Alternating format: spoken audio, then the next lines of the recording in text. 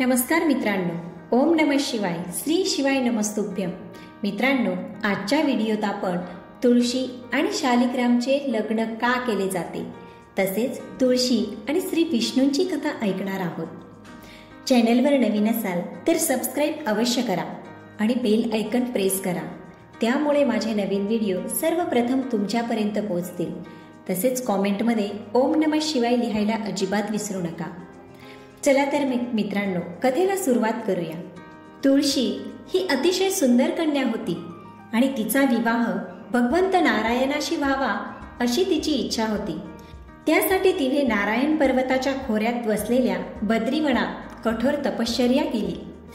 प्रदीर्घ तपश्चर्येनंतर ब्रह्मदेव प्रसन्न झाले आणि वरदान मागितले. तुळशी म्हणाली, पितामह ब्रह्मदेव, तुम्ही अंतर्यामी आहात. तुम्ही सर्वांच्या मनात काय चालू आहे हे तुम्हाला माहीत आहे. तरीही मी माझी इच्छा व्यक्त करते. भगवंत श्री नारायण हे माझे पती व्हावेत अशी माझी इच्छा आहे. ब्रह्मदेव म्हणाले, तुमची इच्छा नक्कीच पूर्ण होईल. तुमच्या मागील जन्मातील काही अपराधांमुळे तुम्हाला शाप मिळाला आहे. तसेच भगवंत श्री नारायणाच्या पार्षदांनाही राक्षस कुळात जन्म घेण्याचा श्राप दिला होता. दानव कुळात जन्म घेतल्यानंतरही नारायणाचा अंश त्यांच्यातच राहिला आहे. म्हणून या जन्मात मागील जन्माच्या पापांच्या प्रायश्चित्तासाठी तुमचा विवाह पूर्ण नारायणाशी नाही तर नारायणाचा अंश असलेल्या राक्षस कुळात जन्मलेल्या त्या शापित पार्षदाशी होणार आहे. या शापातून मुक्त झाल्यावर भगवंत श्री नारायण तुमच्या रूपात तुम्हाला मिळतील. तुळशीने ब्रह्मदेवांचे हे वरदान स्वीकारले, कारण मानवी कुटुंबात जन्म घेतल्याने त्यांना भ्रमाचा अनुभव घ्यावा लागला. तुळशी बद्रीवनातच राहू लागली. नारायणाचा तो पार्षद शंखचूड नावाने राक्षस कुळात जन्माला आला. खरं तर शंखचूडाचा जन्म राक्षस कुळात झाला तो कसा ते बघूयात. धार्मिक मान्यतेनुसार देव उठणी एकादशीच्या दिवशी श्री विष्णू झोपेतून जागे होतात. या दिवसापासून शुभ कार्याला सुरुवात होते.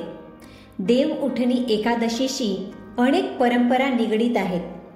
अशीच एक परंपरा म्हणजे तुळशी आणि शालिग्रामचा विवाह. शालिग्राम हे श्री विष्णूंचे रूप मानले जाते. तुळशी शालिग्रामचे लग्न का होते याविषयी शिवपुराणात कथा आहे. शिव महापुराणानुसार प्राचीन काळी राक्षसांचा राजा दंभ होता. तो श्री विष्णूंचा भक्त होता. त्यांना बराच काळ मुलगा झाला नाही. तेव्हा त्यांनी शुक्राचार्यांना राक्षसांचे गुरु त्यांना आपले गुरु बनवले आणि त्यांच्याकडून श्री विष्णू मंत्र प्राप्त करून पुष्करला जाऊन कठोर तपश्चर्या केली. त्यांच्या तपश्चर्येवर प्रसन्न होऊन श्री विष्णूंनी त्यांना पुत्रप्राप्तीचे वरदान दिले. श्री विष्णूंचे वरदान म्हणून दंभला पुत्र झाला. त्याचे नाव शंखचूड होते. शंखचूड मोठ्या झाल्यावर पुष्करला जाऊन ब्रह्मदेवांना प्रसन्न करण्यासाठी कठोर तपश्चर्या केली. शंखचूडच्या तपश्चर्येने प्रसन्न होऊन ब्रह्मदेव प्रकट झाले आणि त्याला वरदान मागण्यास सांगितले. तेव्हा शंखचूडाने देवासाठी मी अजिंक्य राहावे असे वरदान मागितले. ब्रह्मदेवांनी त्याला वरदान दिले आणि म्हणाले, तू बद्रीवनात जा. काही दिवसांनी प्रवास करत करत तो बद्रीवन येथे आला आणि तुळशीला तिथे पाहिले व तुळशीला तेथे पाहताच तो तिच्यावर मोहित झाला. त्याने लगेचच तुळशीसमोर लग्नाचा प्रस्ताव ठेवला. इतक्यात ब्रह्मदेव तिथे आले आणि तुळशीला म्हणाले, तुळशी, शंखचूडकडे बघा, त्यांच्यात किती देवपण आहे. दानव कुळात जन्म घेऊनही नारायण त्यांच्या देहात वास करत असल्याचा भास होतो. तुम्ही हा प्रस्ताव आनंदाने स्वीकारा. तुळशीलाही आपली तपश्चर्या पूर्ण झाली असे वाटले. त्या तपश्चर्याचा अपेक्षित परिणाम मिळाला. शंखचूड सोबत तिचा गंधर्व विवाह झाला आणि ती शंखचूड सोबत पत्नी म्हणून त्यांच्या राजवाड्यात आली. शंखचूडने आपल्या अत्यंत सुंदर आणि सती साध्वी पत्नी तुळशीसह दीर्घकाळ राज्य केले. त्याने आपल्या राज्याचा इतका विस्तार केला की देवलोकही त्याच्या ताब्यात आले. स्वर्गसुख भोगणाऱ्या देवांची अवस्था भिकाऱ्यासारखी झाली. शंखचूडमुळे कोणाला त्रास झाला नाही, पण आपला हक्क आणि राज्य गमावल्यामुळे सर्व देवांनी मिळून ब्रह्मा, विष्णू आणि महेश यांच्या भेटीला जाऊन आपापल्या संकटांचे कथन केले. ब्रह्मदेव म्हणाले, तुळशी ही परमसती साध्वी आहे. मी तिचे लग्न शंखचूडशी लावले होते. तुळशीला फसवल्याशिवाय शंखचूडचा पराभव किंवा मारता येणार नाही. श्री विष्णू म्हणाले, माझा मागील जन्मी शंखचूड माझा सल्लागार होता. त्यामुळे त्याला राक्षस कुळात जन्म घ्यावा लागला.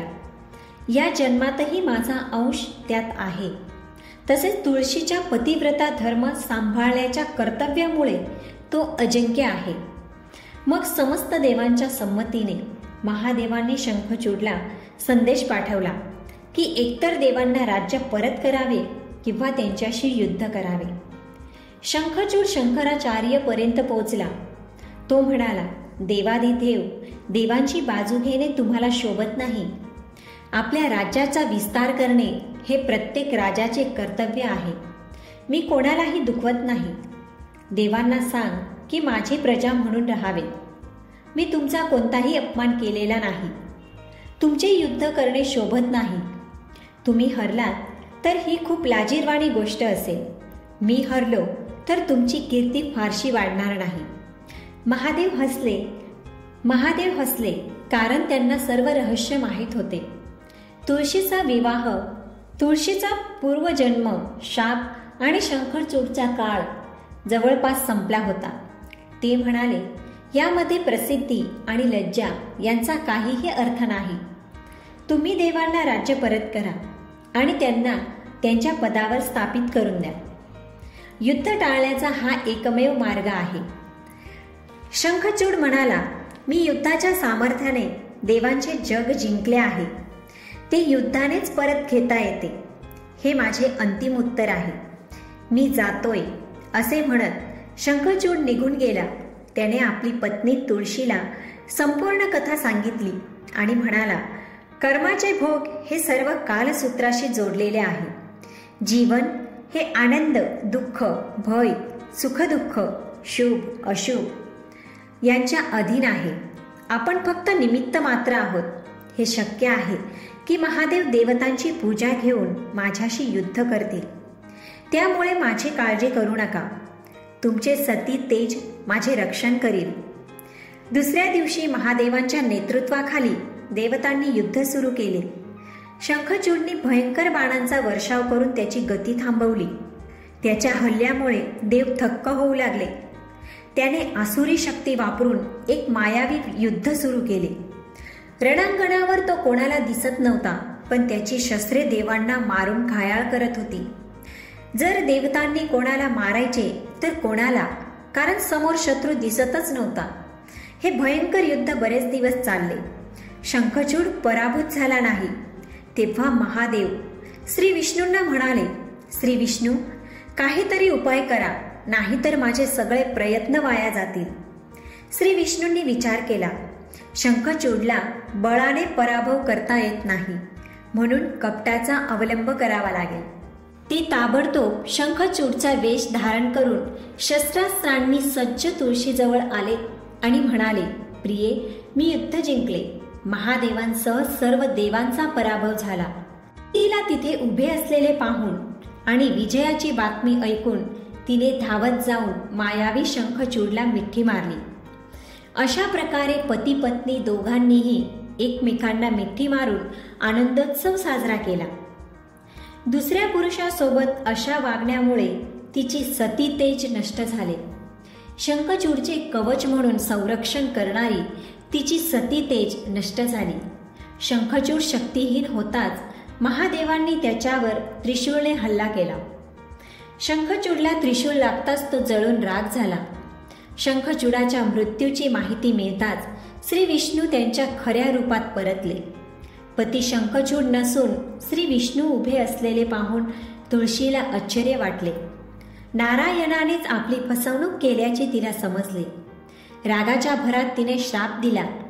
पतिव्रता स्त्रीचे पावित्र्य भंग करण्याच्या गुन्ह्यासाठी तू निर्दयी दगड हो. श्री विष्णूंनी तुळशीचा शाप मान्य केला आणि म्हणाले, देवी, तुमच्या आणि शंखचूडच्या कल्याणासाठी मला हे करावे लागले. तुम्हा दोघांची शापातून मुक्तता व्हायची होती. आता तुम्ही देहत्याग करून तुळशीचे झाड म्हणून जन्म घेताल आणि तुळशी दळाने माझी पूजा होईल. मी शालिग्राम पाषाण होईल. तुम्ही माझ्या डोक्यावर मानाने बसाल. तुमच्या पतीच्या हाडांच्या चूर्णातून शंखाचे निर्माण होईल. त्या शंखाच्या नादाने देव आणि माझी पूजा होईल. जिथे जिथे शंख वाजेल तिथे मी मंगलमय निवास करीन. तुमच्या पूर्वजन्मात तुम्ही मला बद्रीवनात प्राप्त करण्यासाठी मोठी तपश्चर्या केली होती. आता पुढच्या जन्मात बद्रीनाथ वनात नारायण प्रस्तरच्या रूपात माझी स्थापना होईल आणि माझी पूजा फळे आणि फुलांनी नाही तर तुमच्या तुळशी दळाने होईल. माझ्या शिरेवर बसून तुम्ही माझ्यापेक्षा उंच स्थान प्राप्त कराल. मित्रांनो, कथा आवडली असेल तर लाईक अवश्य करा. ओम नमः शिवाय.